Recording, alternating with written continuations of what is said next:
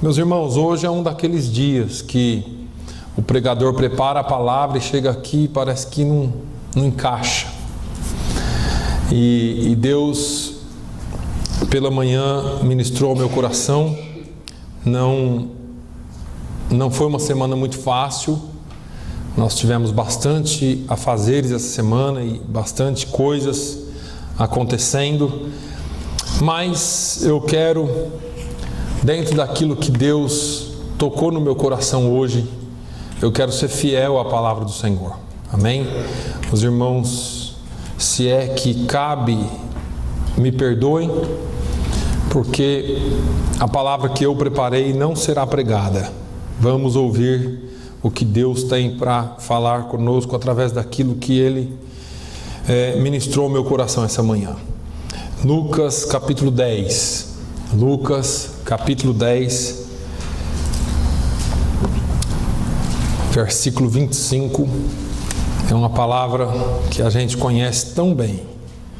E ela é citada em tantos lugares, não só no meio evangélico, mas por organizações, por pessoas que usam essa parábola para o ensino. E eu quero nessa manhã tentar trazer alguma coisa do que Deus tem falado ao meu coração. Lucas 10 e 25 diz assim: E eis que se levantou um certo doutor da lei, tentando-o e dizendo: Mestre, que farei para herdar a vida eterna? E ele lhe disse: Que está escrito na lei? Como lês?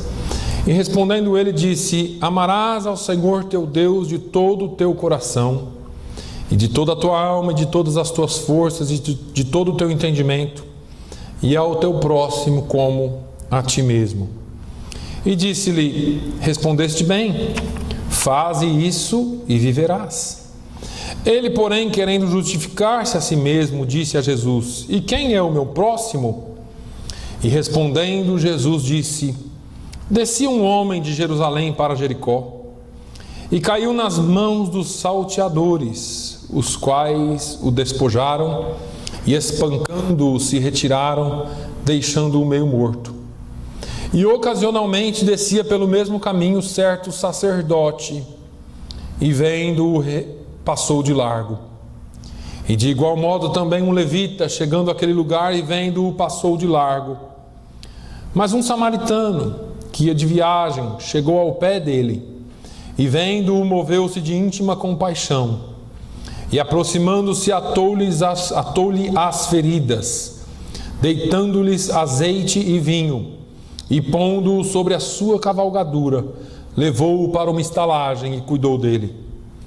E partindo ao outro dia, tirou 2 dinheiros e deu-os ao hospedeiro, e disse-lhe: Cuida dele, e tudo o que demais gastares eu te pagarei quando voltar. Qual, pois, destes 3 parece que foi o próximo daquele que caiu nas mãos dos salteadores? E ele disse: O que usou de misericórdia para com ele.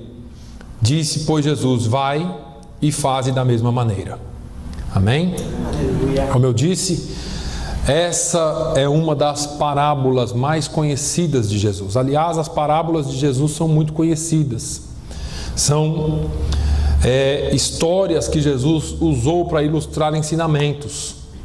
E essa daqui não é diferente. Eu tenho tentado, durante esse tempo que nós estamos reunidos aqui, há 3 anos e alguns meses já, passar para a igreja mais do que conhecimento. Nós tentamos transmitir para a igreja valores bíblicos, de um andar cristão, de um andar e de um caminhar que demonstre o verdadeiro caráter de um cristão verdadeiro. Um andar que demonstre ou que represente Jesus Cristo nessa terra. Como cristãos que somos, muitas vezes nós nos adaptamos tanto às coisas do mundo e deixamos de representar aquele que nos chamou para representá-lo. Eu sempre lembro aos irmãos que Paulo nos convoca e nos chama de embaixadores de Cristo. E eu costumo dizer que embaixador de um reino, de uma terra, não está em outra terra para representar aos seus próprios interesses. Ele não vai para um país distante para representar os interesses da sua família, mas o embaixador ele vai para um outro país para representar os interesses do seu país. E ele não precisa se preocupar com mais nada, porque o seu país, o seu governo cuida dele. E assim é o que eu tenho tentado dizer, porque Jesus disse: olha, buscai primeiro o reino de Deus e a sua justiça, e as demais coisas vos serão acrescentadas. Jesus estava, na verdade, dando firmeza àquilo que Paulo mais tarde ia falar, porque ele disse: olha, se você agir, se você me representar nessa terra, todas as coisas que você precisar lhe será acrescentada, ou lhe serão acrescentadas. Mas eu fiquei pensando nessa palavra aqui, ela traz muitos ensinamentos para a nossa vida, mas eu quero focar em algumas coisas nessa manhã. Lembrando que esse homem que chegou para perguntar para Jesus era um doutor da lei. Eu poderia chamá-lo de um pastor dos nossos dias, ou um padre, ou um sacerdote de alguma religião dos nossos dias, que chegou em Jesus para perguntar: Jesus, me fala uma coisa, como que eu faço para ir para o céu? Trocando em miúdos. Como que eu faço para herdar a vida eterna? Ora, a minha questão aqui é que se um ladrão, uma prostituta, alguém que está numa vida de pecado, chegasse em Jesus e perguntasse: Jesus, eu quero ir para o céu, como que eu faço?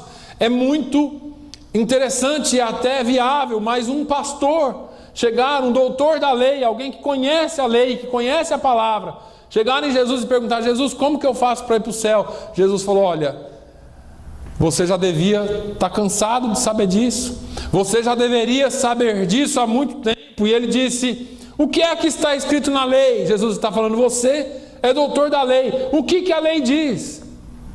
E o homem disse: olha, a lei, ela é muito clara: amarás ao Senhor teu Deus de todo o teu coração, de toda a tua alma, e de todas as tuas forças, e de todo o teu entendimento, e ao teu próximo como a ti mesmo. Ele estava se referindo aos 10 mandamentos, ele estava se referindo também aos mandamentos que Jesus já tinha reforçado, porque nós temos 10 mandamentos que nos ensinam a amar a Deus de todas as nossas forças, com todas as nossas energias, com toda a nossa mente. E temos nesses mesmos 10 mandamentos nos ensinando a amar o próximo, a não defraudar alguém, a não cobiçar a mulher de alguém, a não cobiçar o que o outro possui. Isso tudo está relacionado ao próximo.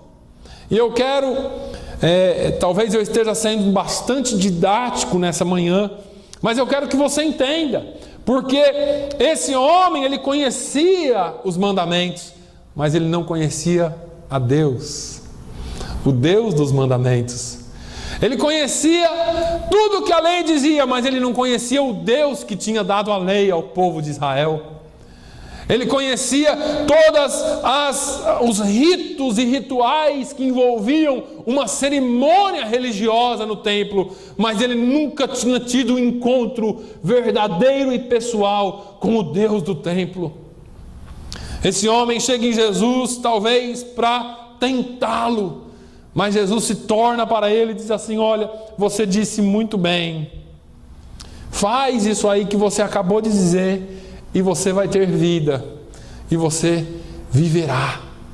Agora, o homem que estava preso à lei, que estava preso à religiosidade, que estava preso à religião da época, que não amava, que cumpria rituais, mas não cumpria o que Jesus havia acabado, ou que ele mesmo havia acabado de citar na lei, amar ao próximo. Esse homem que estava preso a um sistema, a uma forma, mas não conhecia e não praticava os princípios bíblicos na sua vida.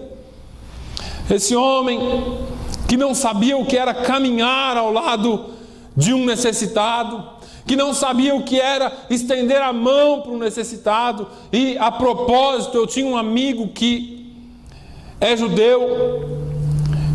E em uma das nossas conversas, esse homem falou assim: eu me decepcionei tanto com a religião, porque aquele rabino daquele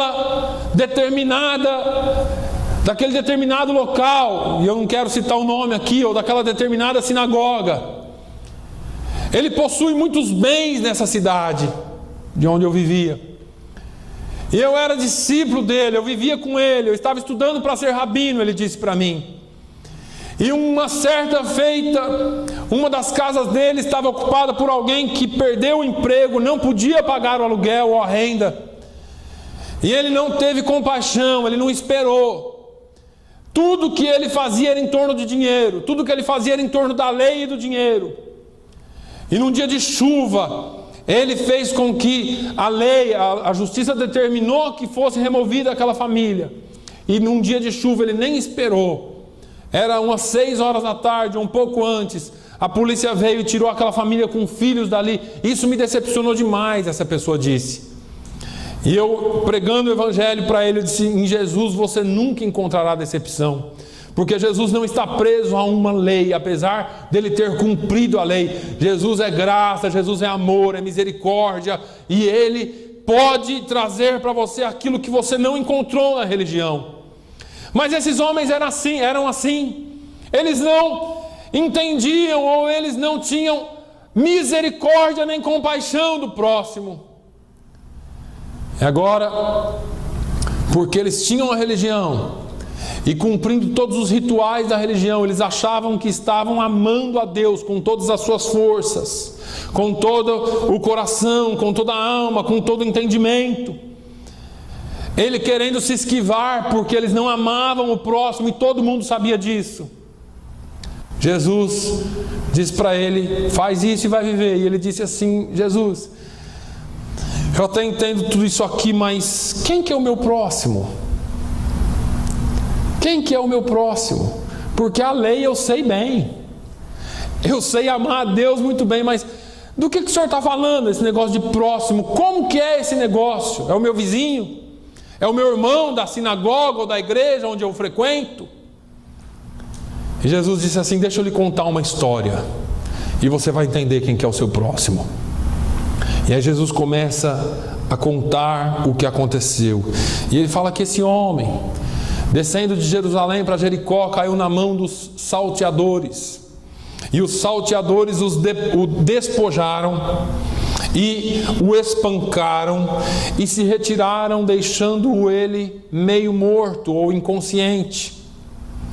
E Jesus começa a mostrar o que a lei faz com as pessoas. Jesus começa a mostrar o que a religião faz com as pessoas. Porque pelo fato de nós cumprirmos a nossa carga religiosa ou a nossa obrigação religiosa, por muitas vezes nós achamos que nós estamos bem com Deus. Afinal de contas, eu venho à igreja todo domingo, eu venho à igreja toda quarta, eu faço isso, eu faço aquilo. Jesus não está exigindo a sua presença na igreja todos os dias. Jesus quer que você represente ao reino dos céus aqui na terra. E Jesus começa a dizer: olha, nesse mesmo caminho descia ou passava por ali um sacerdote. E o sacerdote foi passando por aquele homem e ele estava ali meio morto. E o sacerdote passou de largo. E eu queria entender de uma forma esse passar de largo aqui, mas eu tenho a impressão que o homem estava caído aqui. Ele passou meio que distante assim: não vou tocar nisso aí, porque tem sangue, porque está machucado, porque está meio morto e é imundo perante a lei. Eu não posso tocar sangue, eu sou sacerdote. É imundo. A lei diz que é imundo. E no mesmo lugar, pelo mesmo caminho, vinha também um levita. O levita era aquele que estava para servir. A tribo de Levi, Deus diz através de Moisés, não vai trabalhar em outra coisa a não ser na obra de Deus. Levitas não herdarão nada. E está cheio de gente dizendo que é levita, né? só para cantar. Na hora de não herdar, eles não querem. Essa parte deixa para lá. Essa parte eu não quero. Levita não vai herdar nada. Não vai ter terra, não vai ter casa. O levita morará entre vocês. Vocês vão sustentar, vocês vão fazer, mas eles vão ter que trabalhar. Eu quero ser pastor logo, porque sendo pastor, todo mundo vai me servir. E ao contrário, Jesus disse que a quem mais é dado, mais será requerido. As pessoas querem ser servidas. Quando elas ocupam uma posição e elas não entendem que cada degrau que eles sobem no reino de Deus, eles têm que descer mais na presença de Deus e na presença do povo para servir. Esses homens aqui, irmãos, eles estavam tão engessados pela lei. Eles haviam criado regras para tudo que estava na lei. Eles não chegavam perto de um caixão para consolar uma viúva. Eles não chegavam perto de um caixão para consolar uma mãe que estava enlutada. Eles não podiam, era sujo, era imundo. Eles estavam tão distantes do povo. Os profetas já haviam falado: ai dos pastores de Israel, porque eles fazem tudo esse monte de coisa. Eles se distanciam, eles estão distanciando o meu povo de mim, eles estão afastando o meu povo de mim. Aliás, eles espalharam o meu povo pela terra, e o meu povo está todo esparramado.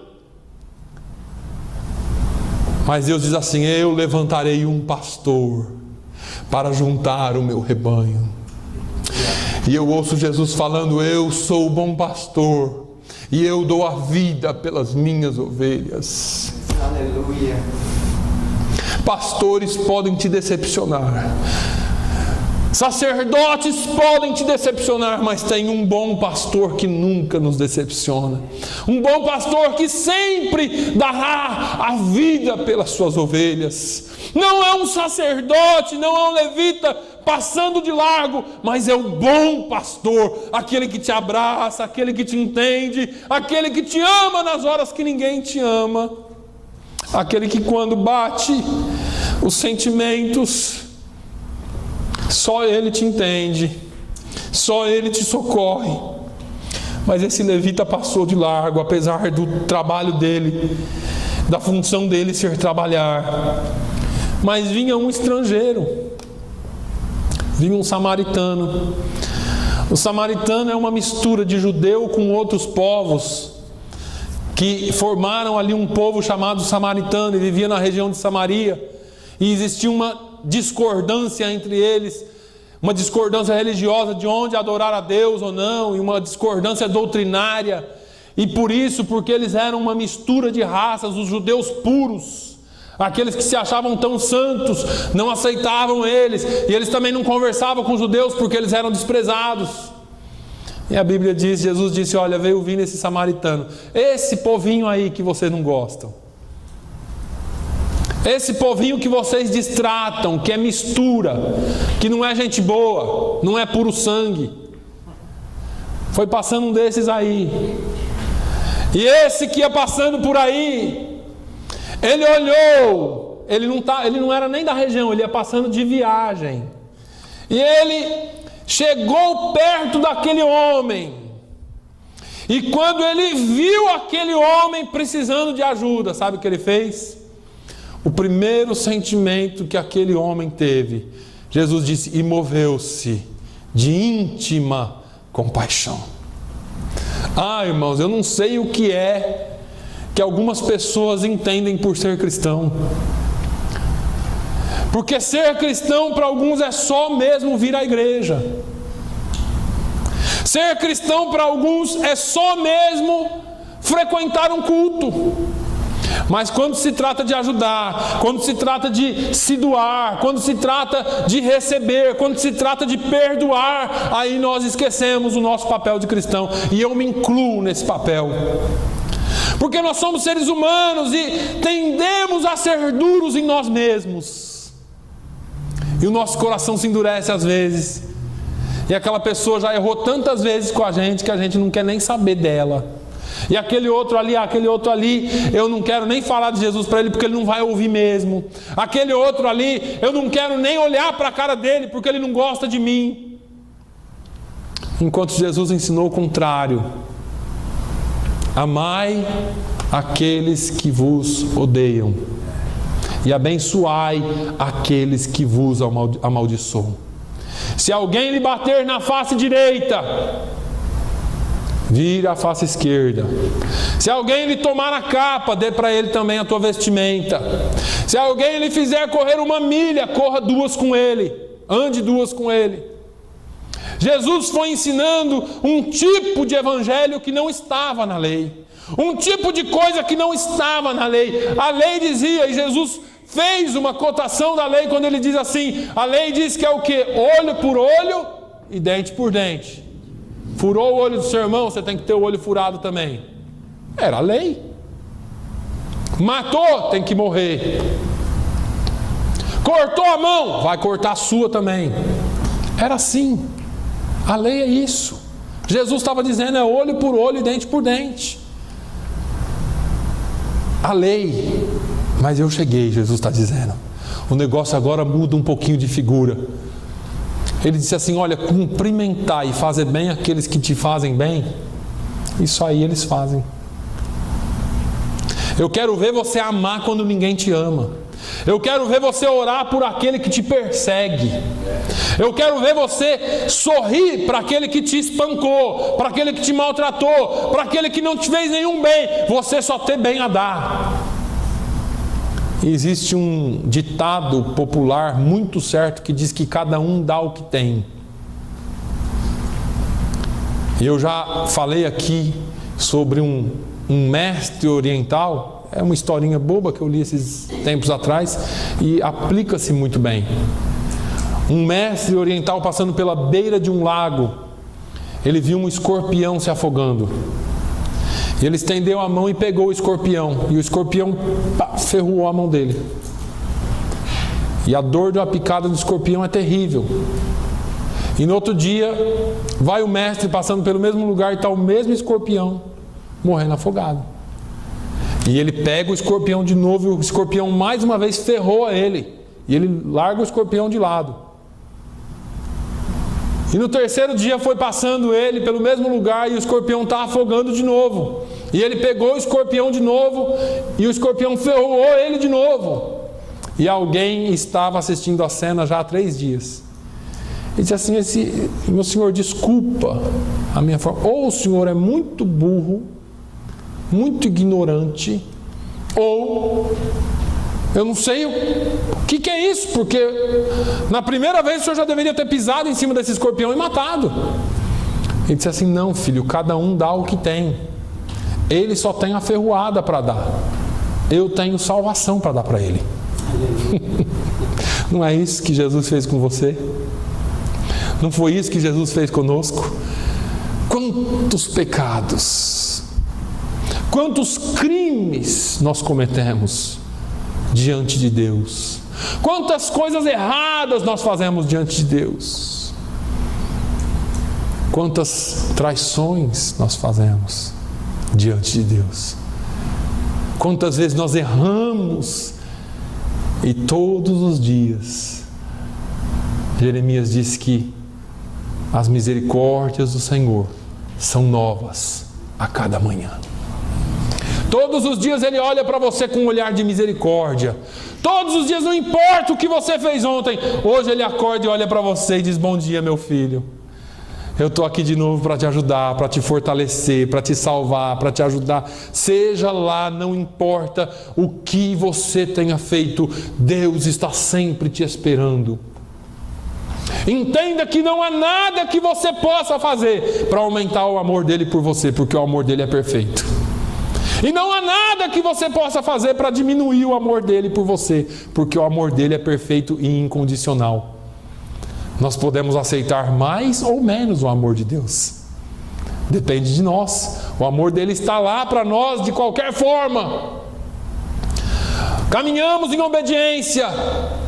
É sinal de que nós aceitamos o amor dele. Mas vamos continuar um pouquinho. Esse samaritano E é aqui que eu entro com a mensagem dessa manhã, porque nós temos falado em andar cristão, nesse caminhar cristão, e às vezes nós começamos a colocar regras para as nossas vidas mesmos, assim como esses homens faziam. Não, eu não posso fazer isso, eu não posso fazer aquilo, e eu não tenho dom para fazer isso, ou eu não sou capacitado para fazer aquilo, e nós achamos as desculpas que nós queremos achar para não fazer aquilo que Deus nos chamou para fazer. E o dom é uma desculpa muito boa, porque esse não é o meu dom. Então eu não vou fazer porque esse não é meu dom. E aí eu fiquei imaginando hoje, esquece o sacerdote, esquece o levita, e vamos pensar um pouquinho no samaritano. Eu fico imaginando se esse homem era médico, ou ele era pastor, o que nós quisermos chamar talvez. Mas o que ele era? A Bíblia não fala. Jesus só classifica ele como um estrangeiro não amado, samaritano. Jesus fez questão de dizer para aquele senhor da lei, para aquele doutor da lei, que era um samaritano. Por quê? Para dizer para ele, olha, é uma pessoa que vocês excluem. Mas esse homem que vocês excluem, o que ele era? Jesus não falou se ele era médico. Jesus não falou se ele tinha algum conhecimento na área de socorro. Jesus só falou que ele se moveu de íntima compaixão. E eu fico imaginando a igreja hoje, porque não, esse não é o meu dom, ou eu não fui capacitado para isso, ou eu não tenho habilidade para fazer aquilo. E nós arrumamos imensas desculpas para não fazer a obra de Deus. Agora deixa eu te perguntar uma coisa: se o seu filho cair, se machucar e estiver sangrando lá, você vai arrumar um jeito de estancar ou não vai? É que nós tratamos o nosso filho como família, e a igreja nós tratamos como instituição. Às vezes nós tratamos a igreja muito distante, mas nós somos todos família, e somos partes de uma família. Às vezes eu fico pensando, essa semana eu estava tão desencorajado, e eu não quero que ninguém se sinta pressionado aqui, mas deixa eu falar uma coisa: há 3 domingos eu venho pedindo alguém para cantar no grupo de louvores. E às vezes eu sinto que as pessoas vêm para a igreja, e não estou dizendo que é o seu caso, para receber, mas não para se doar. Pastor, mas eu não tenho esse dom. O samaritano também não tinha. Ele não tinha escola de medicina nenhuma. Jesus não falou isso, que ele tinha ou que ele não tinha. Mas ele se moveu de íntima compaixão. O que é que está movendo o seu coração para servir a Deus? É a pergunta que eu te faço. Qual é a sua motivação para servir a Deus? Porque às vezes nós ficamos sempre esperando que alguém faça. O sacerdote talvez passou e falou: alguém mais capacitado que eu vai fazer. E se ele tivesse um celular, ele ia ligar 911 e chamar uma ambulância. Mas nem isso ele tinha na época. Mas talvez alguém vai passar com uma carruagem, porque eu estou a pé aqui, eu não vou conseguir socorrer. O levita também falou: meu negócio é trabalhar na casa de Deus, eu não fui chamado para trabalhar na rua. E nós ficamos presos a essas nossas regras do que eu faço e do que eu não faço, e deixamos de servir ao Senhor. Se eu não me engano, foi em João 4 que não me lembro que capítulo, mas foi em João, que os discípulos disseram: o que faremos para realizar as obras do Senhor? Nós, como igreja, como discípulos do Senhor, deveríamos perguntar todo dia: Senhor, o que eu faço para realizar a sua obra? Como embaixador, como que eu me comporto? Ou o que eu devo fazer para realizar aquilo que o Senhor me chamou para fazer? A menos que você não entenda que a sua vida e a minha vida foram chamadas para servir a Deus, porque de outra forma você não estaria aqui. Ou se você não tivesse sido chamado, você não estaria aqui. Mas esse samaritano, independente do conhecimento que ele tinha, daquilo que ele sabia ou não fazer, o que moveu ele foi a motivação do coração dele, foi aquilo que ele tinha dentro dele. Nós clamamos e reclamamos o título de cristãos, e conforme nós falamos que somos cristãos, eu acredito, porque a Bíblia diz que o Espírito Santo habita em nós. E não é possível que o Espírito Santo habite em nós e ele não nos mova a trabalhar para glorificar o nome de Jesus, se é o papel final dele, glorificar o nome de Jesus.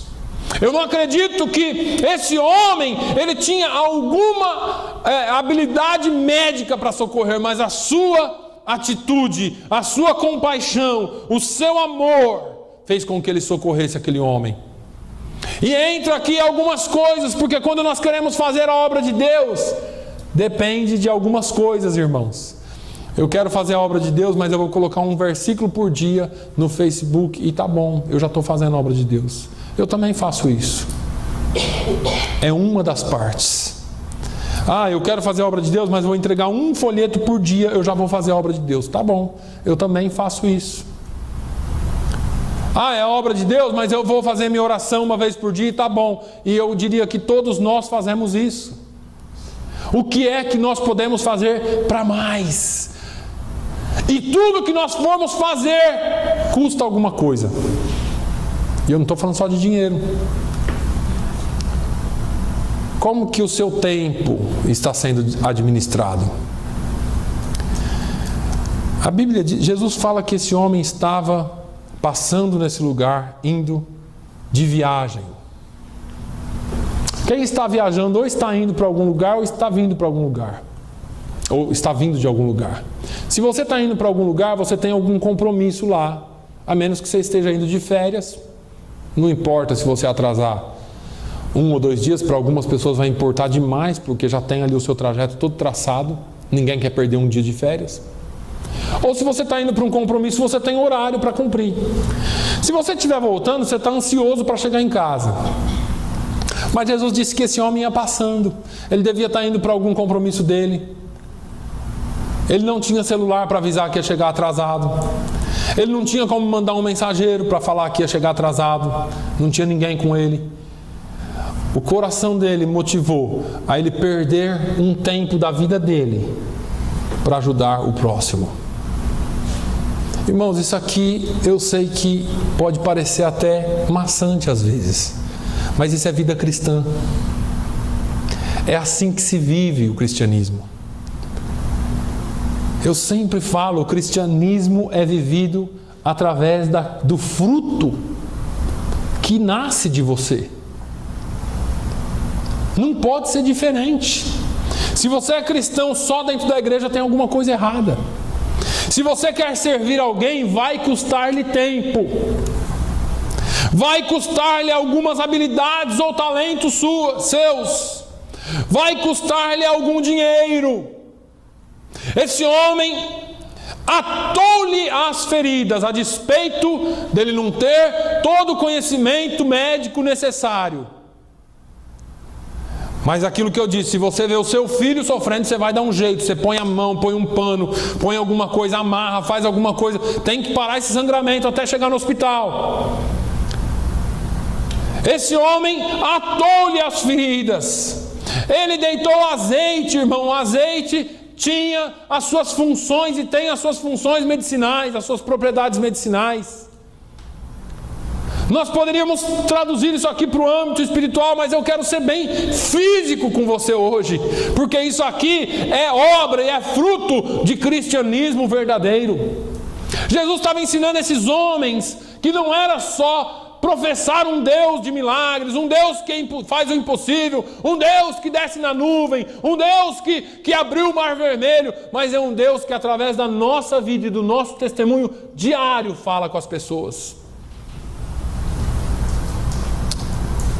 Ele deu vinho a esse homem, tinha suas propriedades medicinais e acalmava aquele que estava ansioso. Agora, assim como o sacerdote, como o levita, ele podia falar assim: eu estou sozinho, como que eu vou transportar esse sujeito, hein? Bom, eu já atei as feridas dele, eu já dei vinho, já passei óleo. Agora eu vou colocar ele no cantinho, sentadinho aqui, deixa ele aqui quietinho, outro passa e ajuda ele, agora eu já fiz minha parte. E está cheio de gente usando essa desculpa para não completar a obra que Deus chamou para fazer. Minha parte está feita, lavo minhas mãos. Quem aqui já ouviu isso? Todo mundo, né? Lavei minhas mãos, eu fiz minha parte. Irmãos, nossa parte é até nós chegarmos lá. A nossa parte é até concluir. Nós temos que fazer assim como Paulo. Preguei aqui semana passada: combati o bom combate, acabei a carreira e guardei a fé.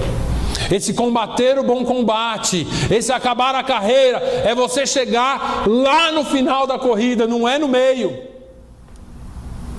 Que você chegue arrastando, que você chegue rastejando, mas chegue no final da carreira. Termine aquilo que você começou. Só os covardes existem. O escritor aos Hebreus diz: nós não somos desses covardes que deixam ou se perdem aí na perdição, que dão um passo para trás, que viram as costas. Mas nós somos corajosos. Esse homem, ele não tinha grandes meios, mas ele transportou até uma estalagem. E ele chegou na estalagem e falou assim: é o seguinte, eu encontrei esse sujeito aqui machucado ali, eu ajudei ele, posso deixar ele aqui pelo menos na varanda de fora para ele não tomar chuva? Ele vai ficar aqui como um mendigo, mas aí amanhã a gente vê, ou eu chamo a polícia ou alguém, o bombeiro, para ajudar ele. Deixa ele aqui na coberturazinha aqui do lado de fora mesmo, ou lá junto com os cavalos, não sei, mas se puder deixar ele aqui. Não. Jesus disse que esse homem, esse samaritano, levou ele até essa hospedaria. Quando ele chegou lá na hospedaria, olha só o que o versículo diz. Versículo 34. Aproximando-se, atou-lhe as feridas, deitando-lhes azeite e vinho, e pondo sobre sua cavalgadura, levou-o para uma estalagem e cuidou dele. Ora, para cuidar dele, ele tinha que estar no mesmo lugar. Ele colocou lá dentro do quarto, falou: eu quero um quarto para 2. E cuidou daquele homem a noite inteira. Jesus não disse o que ele passou, mas alguém que apanhou a ponto de ficar inconsciente devia ter bastante dores. Deve ter acordado de noite, me desculpe a expressão, talvez sentido náuseas, vontade de vomitar por causa das dores no corpo. Talvez tenha se ferido para mais. Esse homem passou a noite toda cuidando dele. E depois de cuidar dele, ele não tinha obrigação nenhuma, mas ele pegou 2 dinheiros. Um dinheiro era o trabalho de um dia. Ele pegou 2. Pagou o homem da estalagem com dinheiro. Com outro dinheiro ele colocou lá e falou assim: ó, isso aqui é para o que mais ele precisar. E na volta, então eu entendo que ele estava indo para algum compromisso longe da casa dele. Na volta eu vou ter que passar por aqui de novo. E se eu passar por aqui e ele ficou devendo mais alguma coisa aqui, eu pago o que ele ficou devendo. Deixa eu te dizer uma coisa: servir a Deus custa. Custa. E você pode dizer assim: mas pastor, a Bíblia diz que de graça recebeste, de graças dai. Isso é uma boa desculpa para aqueles que não querem fazer a obra de Deus direito. Servir a Deus custa sim, irmãos. Eu disse para os irmãos: custa o seu tempo, custa o seu talento e custa o seu dinheiro. E você pode falar assim: é o meu dinheiro. Eu ainda vou ter a oportunidade de pegar essa série de mensagens que o pastor está pregando em hospitalidade e pregar aqui para os irmãos. Porque deixa eu te perguntar uma coisa: quem que é o dono da sua vida? Quem que é o dono daquilo que você possui? Quem que é o dono da sua casa? Quem que é o dono dos seus bens? Onde estão as tuas fontes? Nós falamos aqui hoje, Salmo 87. Quem que é o dono de Jesus? A Bíblia diz que o salmista diz: do Senhor é a terra e toda a sua plenitude. Ou Deus diz: minha é a terra e toda a sua plenitude. A Bíblia diz que a terra é o escabelo dos seus pés. E às vezes nós nos sentimos tão importantes e começamos a denominar coisas que nós temos. Não, isso aqui é meu, isso aqui é meu, isso aqui é meu, e ninguém toca, e ninguém põe a mão. E eu falei aqui para os irmãos daquela casa no ano, eu falei na quarta ou no domingo passado, eu falei aqui de uma experiência que eu tive do casal que viveu a vida inteira de food share, recebendo coisa do governo, recebendo dos outros, e morreu os dois. E nós fomos lá na casa para reformar a casa, por mão dele entrar. E nós chegamos lá na casa, em tudo quanto é móvel que vocês pensar, abri as gavetas, tinha envelopes com dinheiro. Dinheiro de 40 anos atrás. Envelopes com datas de meses de pagamento recebido inteiro ali. Dinheiro, dinheiro, dinheiro. E foram milhares e milhares e milhares de dólares encontrados na casa.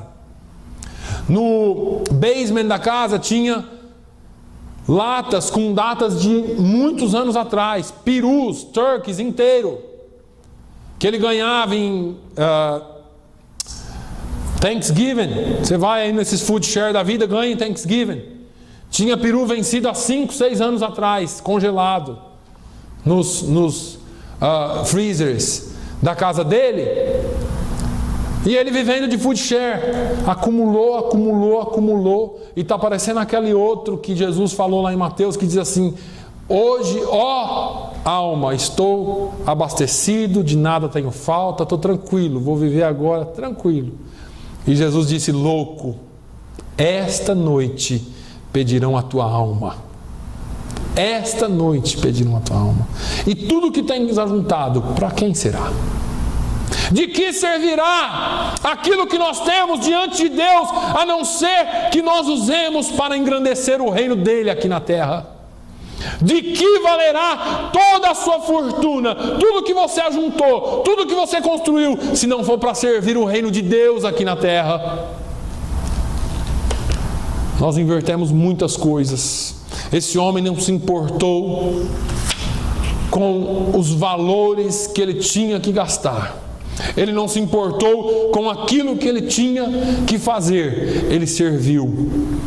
Serviu sem saber quem era. Serviu por causa de uma motivação que eu e você, como cristãos, deveríamos ter no nosso coração: compaixão.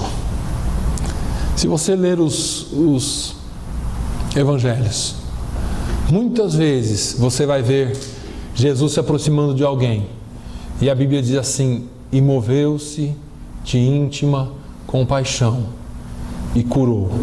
E moveu-se de íntima compaixão e ressuscitou. E moveu-se de íntima... Você vai ler por muitas vezes a íntima compaixão. E nós usamos muitas vezes o texto de 1 Coríntios 13 sobre amor para falar de casamento e de casais. Mas ali não tem nada a ver com casamento e nem com casal. A igreja de Coríntios estava sofrendo de um mal generalizado que era a bagunça dentro da igreja. E tinha muitos dons, tinha muita manifestação dos dons, mas não tinha amor. A igreja está vivendo esse tempo hoje. As pessoas querem ver as manifestações, as pessoas querem a bênção, as pessoas querem receber, as pessoas querem ser abençoadas, as pessoas querem ser vistas, as pessoas querem ser estrelas gospel dentro da igreja, mas não tem amor. Eu vi estrelas gospel usando segurança para que as pessoas não se aproximassem, aqueles fãs ignorantes que querem pegar na mão como se aquilo fosse uma santidade, e eles não permitem, porque eles são muito maiores, eles estão numa classe superior de crentes. E assim nós vamos criando classes de crentes. Esse é porque profetiza, então o profeta tal, a profetiza tal, aquele é porque fala línguas, aquele é porque cura, aquele é porque revela, e vamos criando classes de crentes, enquanto que os dons servem para estabelecer, para fazer a igreja crescer, para servir a igreja, para servir os irmãos. E eu acredito, irmãos, eu não acredito que os dons cessaram, eu acredito que eles estão aí para serem usados. Mas eu creio no maior dom de todos, que é o dom da profecia. E ela está aqui. A profecia da palavra de Deus não se substitui por dom nenhum. Nós precisamos voltar à palavra de Deus. E às vezes quando eu me cobro, eu vou ser sincero, às vezes minha esposa fala, você se justifica demais. Porque eu me cobro, porque eu sei que na igreja tem que haver calor, na igreja tem que haver um mover do Espírito, mas nenhum mover do Espírito está superior à palavra de Deus. E às vezes nós deixamos de ensinar a palavra, deixamos de falar, irmãos, o cristianismo é a única religião que usa o intelecto e tem que usar o intelecto. Todas as religiões agnósticas que nós temos aí fora, eles aniquilam o intelecto da pessoa. Você não pode pensar, não, os orixás falaram que é assim, não, fulano diz que é assim, não, isso fala que é assim, e eles aniquilam a sua inteligência, usam o seu corpo, e aqui, às vezes nós queremos fazer igual eles fazem lá. A religião, o cristianismo, essa religião chamada cristianismo, que eu não sei nem se pode ser classificado como uma religião, mas o cristianismo, ele não aniquila a sua inteligência. Paulo falou que o seu culto tem que ser racional. E sabe por que tem que ser assim? Porque se fosse tudo só, eu vou para a igreja hoje, então Jesus, me enche aqui com o Espírito Santo. Encheu. Vou lá para a igreja agora que eu estou cheio do Espírito Santo. Hoje o bicho vai pegar, a tampa da chaleira vai voar. A gente usa essas expressões. Agora, você levanta de manhã, faz os seus afazeres, você fala assim, eu vou lá para a igreja servir a Deus hoje.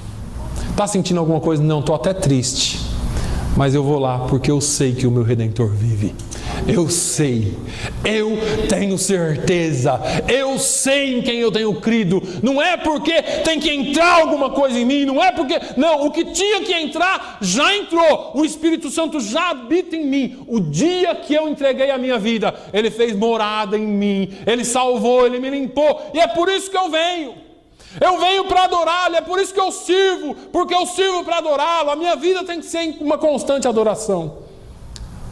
Tristeza, decepção, amargura, tantas coisas que nós vamos enfrentar na vida. Se você tem Jesus na sua vida, Paulo fala assim, o que é que pode nos separar do amor de Cristo? A profundidade, a altura, a distância, a espada, anjo, a qualquer outra criatura, prisão, açoites. Fala, nada nos separará do amor de Cristo. Não é porque eu recebo uma descarga elétrica, uma energia superior, que aquele dia eu saio pisando, porque tem crente assim, que um dia está pisando demônio aqui e ali, no outro dia está aqui, um sopro derruba. Não tem constância, não tem balanço. O evangelho racional, esse evangelho que você entende, que você moe ele, como o salmista diz, medita nessa palavra de dia e de noite. Meditar não é receber arrepio, não. Meditar é pensar, é raciocinar, é falar, é isso, é verdade, eu creio. É nessa palavra aqui que Paulo diz que você precisa ser racional no seu culto. Eu vou lá louvar a Deus. Por quê? Vai ter rebuliço lá hoje? Não. Meu Jesus vai estar lá e eu vou lá encontrar com Ele. Eu vou lá adorar a Deus porque Ele me salvou. Porque eu não tinha motivo nenhum para estar aqui, mas Ele me deixou viver até aqui. Então eu só adoro a Ele. Eu sei que Ele vive. Eu sei que eu posso chegar na presença dEle porque Ele abriu a passagem para mim. Ele reconciliou consigo o mundo pecador e é por isso que eu posso. Racional. Entra aqui, desce para cá. O salmista falou, a gente remoe essa palavra, a gente medita nessa palavra dia e noite. Aqui, ela desce aqui, ele fala assim, escondi a tua palavra no meu coração, para eu não pecar contra ti. Qual a motivação do seu coração? Assim será o seu serviço ao Senhor. Qual a motivação do seu coração para com Deus? Assim será o seu serviço diante de Deus. Amém? Assim será o nosso andar diante de Deus. Pai, nós te louvamos. Eu te exalto, Jesus. Eu te exalto, Senhor, porque nós não precisamos de grandes movimentos, grandes manifestações para entender aquilo que o Senhor fez por nós na cruz do Calvário. Senhor, a pergunta que esse homem fez: o que faço para herdar a vida eterna?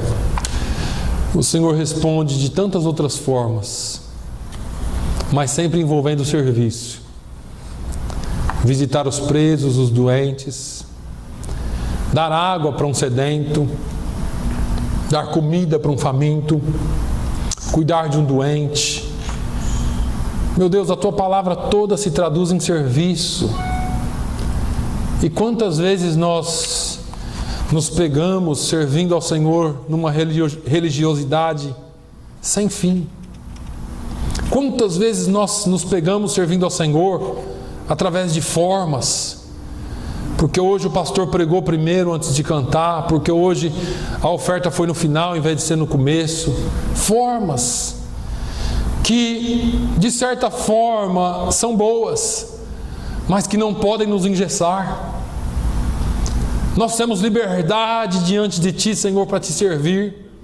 E nós queremos exercitar essa liberdade, Senhor, servindo ao nosso próximo e servindo a Ti, Senhor. Nós não servimos o próximo para ser salvos. Nós servimos o próximo porque nós somos salvos. Nós não servimos o próximo porque tememos o castigo de Deus. Nós servimos o próximo como expressão do amor de Deus. Senhor, ensina-nos a expressar esse amor. Ensina-nos a servir dentro das nossas casas, dentro do nosso círculo de amizades e dentro daqueles momentos que a gente não conhece, não sabe quem é, mas que o Senhor toca-nos a servir. Meu Deus, a Tua palavra é muito séria. E o Senhor diz que aquele que sabe fazer o bem e não faz, peca. Isso é o que a Tua palavra diz em Tiago. Meu Deus, nós não queremos pecar sabendo o que fazer. Nós não queremos errar sabendo do bem que nós precisamos fazer. Pai, que essa palavra seja viva em nós. Ensina-nos a praticá-la mais do que somente lê-la. Ensina-nos, ó Deus, a passá-la adiante mais do que somente guardá-la para nós. Nós temos uma responsabilidade para com o Teu reino e nós queremos ser fiéis a Ti, Senhor, em tudo quanto nós fazemos. Pai, eu entendo que essa semana foi uma semana difícil para muitos de nós. Pai, eu quero pedir o Teu bálsamo nessa manhã.